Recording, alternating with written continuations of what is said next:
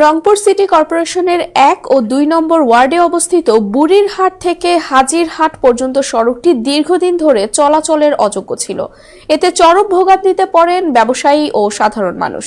সংস্কারের জন্য নতুন বছরের সরকার শুরুতে 5.5 কিলোমিটার সড়কটির 9 কোটি টাকা বাজেট অনুমোদনের পর এলজিইডির তত্ত্বাবধানে কাজ শুরু করেছে ঠিকাদারি প্রতিষ্ঠান বরেন্দ্র কনস্ট্রাকশন।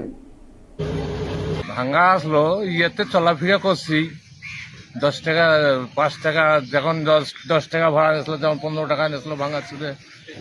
এখন রাস্তার কাজটি হচ্ছে কেমন? যাতায়াত ভালো হইবে, চলাফেরা ভালো হইবে, চলা গাড়ি ছড়া খুব ভালো হচ্ছে বাবা, খুব ভালো হচ্ছে। যানবাহনের জন্য খুব বেকায়দা ছিল, খুব ভালো হচ্ছে। আল্লাহর রহমত, কাজও ভালো হচ্ছে, খুব ভালো হচ্ছে। আমরা খুব খুশি। উপকার হচ্ছে,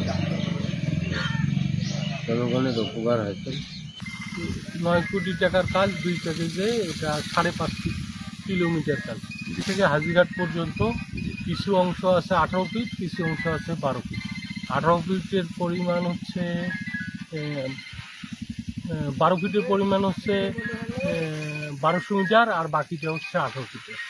এই বরেন্দ্র কনস্ট্রাকশনের 8 ফিট, বাকিটা হচ্ছে 18 ফিট। কাজটা কোনো কোনো জায়গায় 3 ফিট, 4 ফিট, 5 ফিট পর্যন্ত গর্ত ছিল। এই কাজটি রাজবাড়ীতে তুচ্ছ ঘটনাকে কেন্দ্র করে রাজবাড়ী জেলা সদরের